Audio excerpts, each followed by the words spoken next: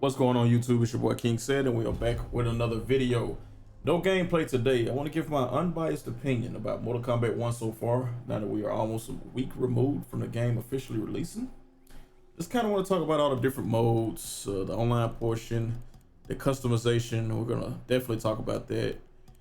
And just everything you can do in the game so far, and just how I feel about it.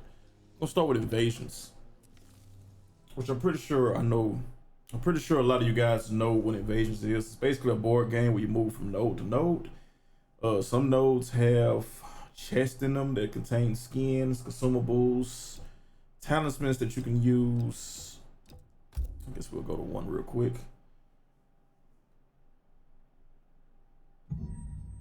So we pretty much move node to node, and different enemies are on each of the nodes. Sometimes it's a chest, sometimes the enemies, and they have different modifiers. Like this one is magic aura. If you press triangle, you can switch out fighters to anything you want. Of course, pick your cameo. And these talismans are pretty cool. They got different rarities. They do different things, like your punches deal ice damage, magic damage, stuff like that. The only gripe I have about the talismans, you get too many of them. You get way too many of them. You get so many that you're constantly having to discard them over and over and over, and it gets annoying. I'm not gonna lie to you. You only get 12 slots, so it's like every battle almost at one point in time I thought they was dropping talismans, and I kept having to discard them. I'm like, okay, this is kind of getting annoying. Then you also got your relics. Now these, they give resistant base enchantments, but I found none of these useful. I just used this one to give me increased XP gain. It's like a 15% increased XP gain, and I beat invasion mode with that. So there you have your stats. You can assign health, attack, special, and defense, and agility. I just do auto assign, let the computer pretty much choose what it wants to do, and I got through this with no problems. And then of course you have your key items, components that you can use to convert a talisman and make it even stronger. But all in all, invasion mode was cool. Was it the best? No. I really was expecting a conquest type mode like Deception and Armageddon had. I really wanted that. But also you can go to, I guess we can go to the shop real quick, teleport right there, and he sells different things like this key that opens chests that are scattered throughout the map, more talismans, more like consumables, more what do you call those things? Yeah, the things to make the talismans a little stronger. Then you can sell stuff. Like the coins really of no value. All this stuff is so cheap. I ended the game with 46,000 coins. So, and then you got your forge, where you can pretty much recharge your talismans, upgrade your talismans. Like, I didn't find myself using this a lot either, because I barely used the talismans. The only time I used talismans was the ones that gave you super armor. I was using a lot of those because some of the enemies towards the end stages of this mode were just, not to say they was doing a lot of damage, they was just hitting me too often, and they had super armor themselves, so I was just like, fight fire with fire.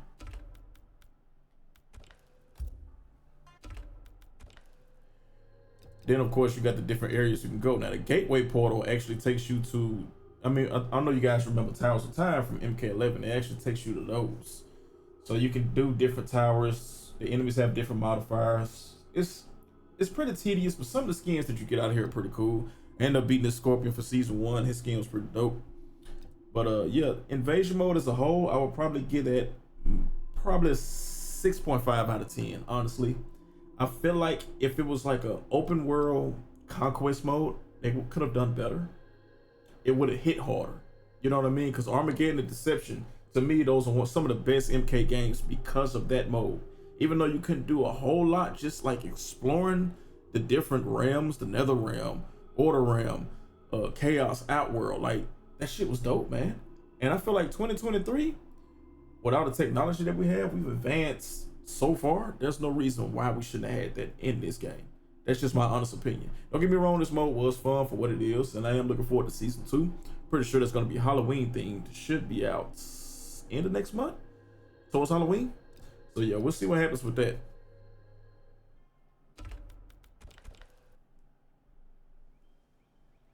So the next mode I want to talk about is, well, we know about the towers. So these are basically your standard arcade towers. You got your novice, warrior, 6 opponents, 8 opponents, champion, 10 opponents. The difficulty gets higher and higher. You got your endless, where you just defeat as many opponents as you can without losing. It's actually a good way, like if you've been practicing the character and you want to like just test them out against the CPU just to kind of get used to the combo strings, I would come to endless and just keep going. Like as long as possible, either endless or survivor. Just keep going. But yeah, these are basically your standard arcade towers where you get, depending on what character you use, you get a character ending. And what I like about the character endings in this game, though, I will say this, is that technically their endings are canon. I've done like 6 characters and I'm like, damn, it's taking place right after the story. And I think that's pretty dope, how they kind of like let you know what's going on with that character after the story has ended. So yeah, that's your basic towers though. Now, of course, you got your local versus, you got your online. Now, this is where I'm gonna have to talk a little shit. Not gonna lie to you. We got Combat League, we got versus, casual, King of the Hill, and then private versus and King of the Hill. And I guess we'll get a practice mode for online in the future. So say coming soon. Now, ranked. Okay, so I don't know what Warrior Shrine is. I'm assuming it has something to do with that Titan trophy or achievement that we can't get. But I guess time will tell on that.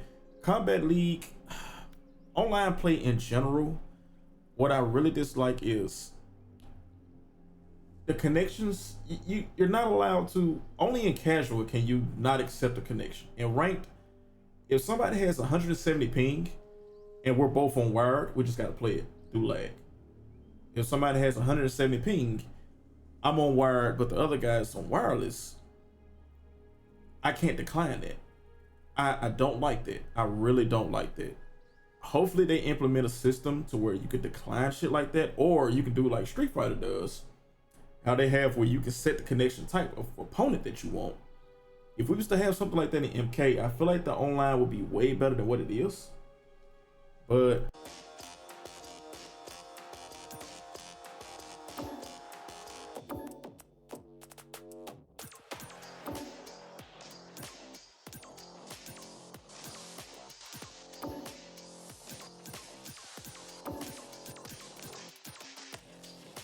right now it's just it's bare bones. Like, and I hate to compare this to another fighting game like Street Fighter. Street Fighter, in my opinion, and this is my opinion, it's a flawless 10 out of 10 because not only because of gameplay, but because of the menus, just the amount of shit you can do. They have a battle hub where it's just a bunch of avatars running around. Like, we could have had something similar to a battle hub. I know we don't have a creative character in this game, but something similar to that, to just, you know, just fuck off, you know, play around and shit. You know what I'm saying? They could have done more, I feel like, with the online thing, but we'll get more into that towards the end of the video. But that's pretty much online in a nutshell. You know, Combat League, you get your cool little skins. You get a Scorpion skin at Warrior, which I'm still trying to strive towards. I haven't really been playing a lot of online. Then you got Champion Master, Grandmaster, Demigod, God, and Elder God. Honestly, the Scorpion skin is the only one I really care about. The Baraka looks cool, but eh. But I'm getting off subject. I'm getting off track. That's pretty much online for you. King of the Hill. This is another thing I'm torn upon, man. Like, I can search for a King of the Hill match. Why can't I just join a lobby that has King of the Hill on it? Similar to what MK11 did, similar to what MK10 did. We were able to join different, I think it had, what was it, section outfits like Rams. We could join Rams and people were playing King of the Hill, just regular versus. Like, how did we take 2 steps back with that? I don't understand that.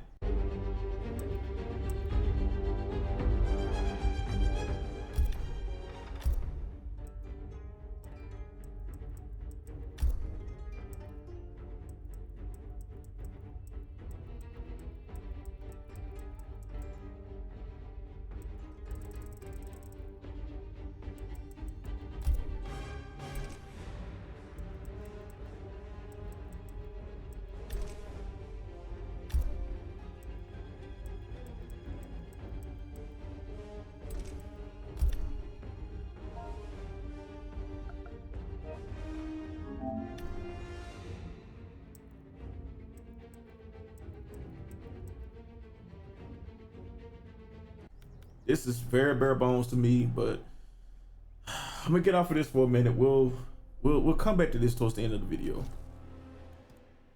Now, here's where it gets a little controversial. Customize. So, in every MK game, or at least since I think MK9 didn't have this. MK10, we was able to like customize different stuff.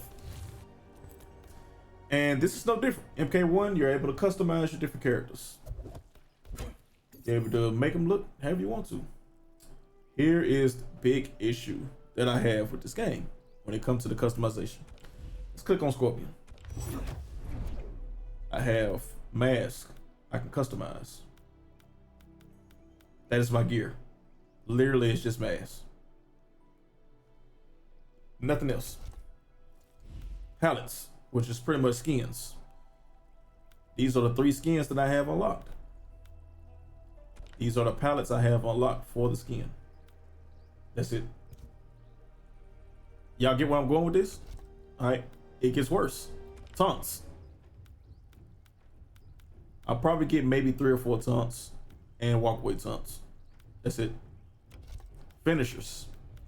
I think each character has 5 or 6 brutalities. I'm not really messed up with that. I think that's pretty dope, and only 2 fatalities. That's cool. But if we switch over to MK11,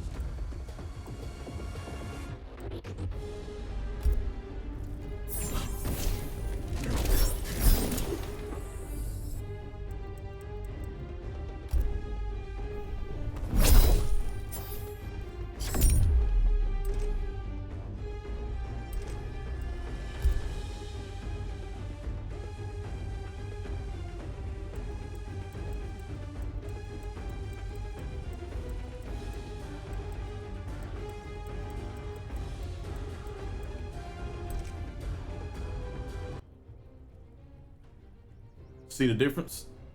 It's a big difference, man.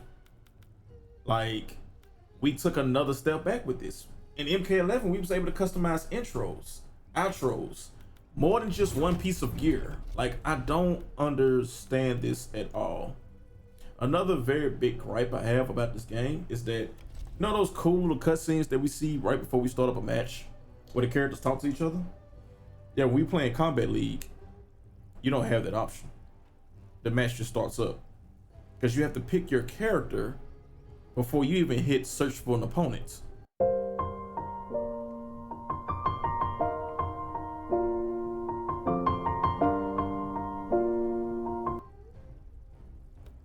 So it's just, I don't know, like, what the hell NetherRealm's think. Honestly, this game feel like it's in early access. It's like there were features that they wanted to put in but didn't have time for. But in the back of my mind, you know, without bashing them too hard, you've been working on this game for 4 years. If I'm not mistaken, they started working on this game immediately after MK11. I know the whole COVID pandemic, and I know, you know, all this stuff pushed stuff back, but this is crazy, man. Like, it just seems so bare bones. And then we got our cameos. They only get pellets, which is cool. I mean, they do get something. They do get a skin. They do get brutalities as well. Like, I got this cool little costume sector. That's it. That's literally it. That's all we can do with cameos. Is just change their appearance. So now let's touch on character mastery. I gotta remember where it was at. Yes, right here. So each character in the game has mastery. So basically, the longer you play the character, which you only gain XP by playing online or invasion mode, which I also think is, you also get it playing towers, the regular arcade towers. But playing local, yeah, that ain't gonna work. So like they had already thought about that, and they was like, yeah, we're not gonna let you just cheese and boost your way up to the top. So basically, each character has specific things that they can unlock as you rank up: brutalities, taunts, combat cards, gear, the whole nine. I think it was even easy fatality tokens in here too somewhere. Cameos also have mastery. Oh, I'm sorry, hold on, let's go back to fighters. Fighters mastery goes all the way up to 35. When I tell you, this experience moves so slow. The people that I've seen on Twitter that they have mastery with every character in the game, I'm gonna need y'all to go take a bath and then go outside and touch some grass. Because the character I've played with the most in this game is Reptile, and I've only gotten to 12. And I got like 50-60 hours in this game as is. And that's a lot for a person with a full-time job, as well as trying to do YouTube, as well as trying to play video games. But you do get brutalities, you get, of course, the second fatality, all that good stuff. Now, cameos. Cameos, their mastery only goes up to 15. Now, I don't know what's behind these. I didn't want to be spoiled, so I haven't looked. But I'm 100% sure that you only get one brutality per cameo. Yet again, a feature. I feel like they dropped the ball with this. These cameos can do a lot of moves, at least 3 to 4 moves, not counting the grab, which counts as the brutality as it stands. Y'all could at least give them 2 or 3. I mean, that's just me. But they unlock also palettes, combat cards, brutality. I ain't say brutality, it's just brutality. Easy fatality tokens, more palettes. Like, I feel like pretty much the rest of these ranks we're only gonna be unlocking this, and this. That's it with these cameos. I'm disappointed. I'm not gonna lie to you. You got your daily and weekly quests. I think I've done almost all the weekly quests, and these are not tracked appropriately either. But yeah, it's now I will give it praise on this. If you go to tutorial, it teaches you how to play the game. It teaches you how to play the game to a T. Between offense, combos, special councils, air combos, dash councils, everything, even frame data. They done a good job with this, especially for newbies like casuals who want to come in and really learn how to play fighting games. They teach you. As long as you go through every last one of these tutorials, you will have common knowledge on how to play this game, which I think that is really cool and very neat. I'll definitely give them a thumbs up on that. And of course, you have the practice mode where you can, learn combos or whatever. And yeah, you got the shrine. So the shrine, pretty much you use your gold coins and you throw in here and you obtain randomized rewards. So let's mess around with it a little bit. I feel like I'm gonna get some environmental art.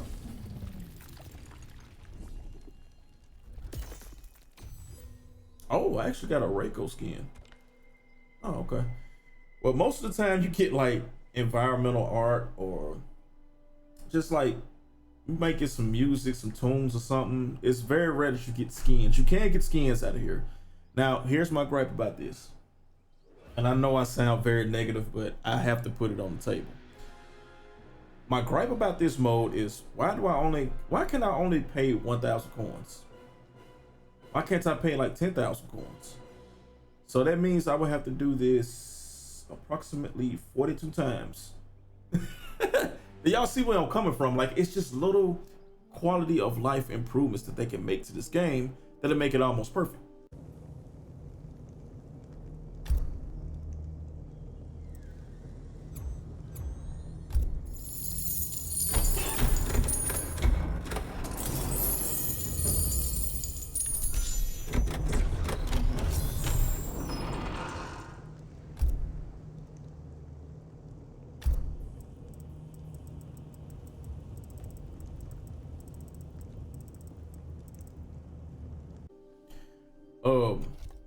as it stands right now, man, I'm gonna be honest with you.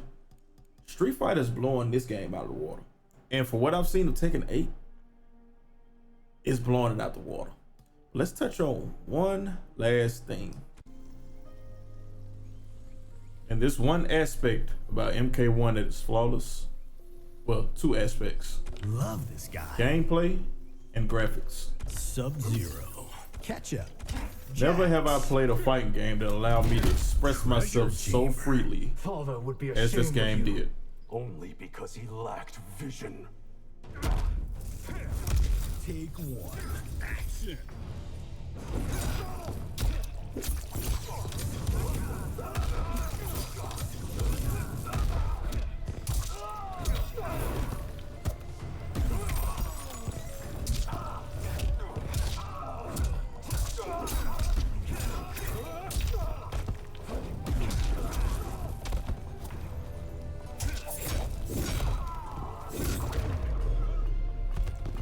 Between using your cameo to really like just set up any combo that you want, the creativity can just flow.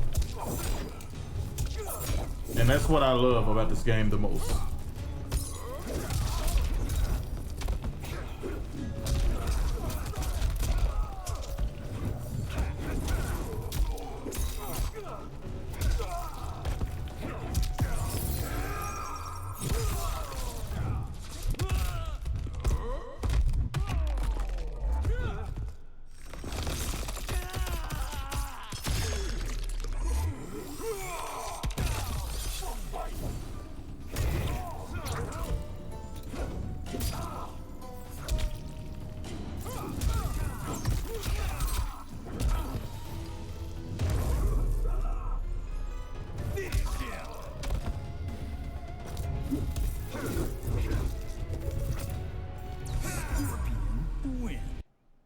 And last but not least, let's talk about the story mode.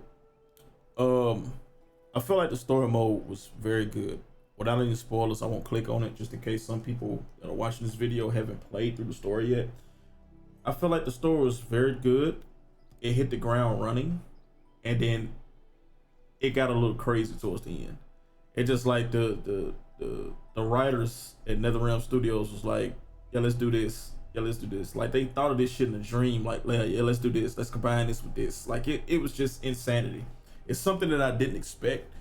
I was also very disappointed with the quote unquote final boss of story mode. There's so much I want to say, but I'm not going to spoil anything for anybody. If I had to rate story mode, I'd give it about a 7.5 out of 10. It was decent, better than MK11's, but it wasn't MK9. It wasn't that story mode. MK9 is still my GOAT game.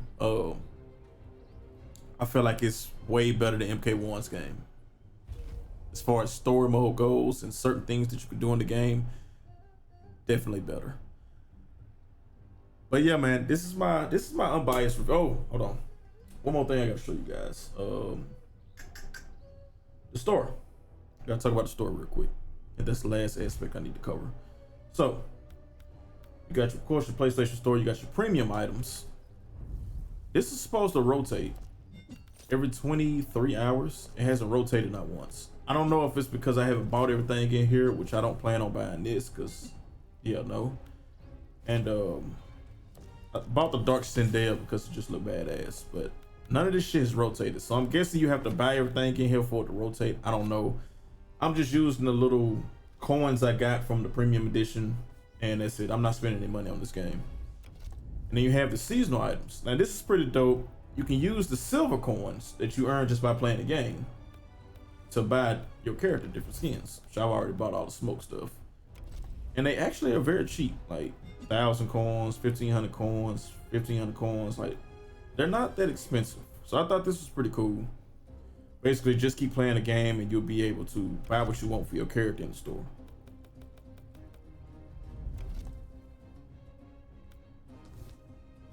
But yeah, ladies and gentlemen, that is my unbiased review on Mortal Kombat 1. If I had to rate this game right now, I would give it, I'll probably give it like maybe an 8.5 out of 10. And that's only because the gameplay and the graphics just boosted up so much. The game itself, outside of that, is very bare bones. I feel like they need to add a lot more to this game. A lot more. I really feel like we're in early access. Like, no bullshit. Even the menu right now, like, it just don't feel meaty enough.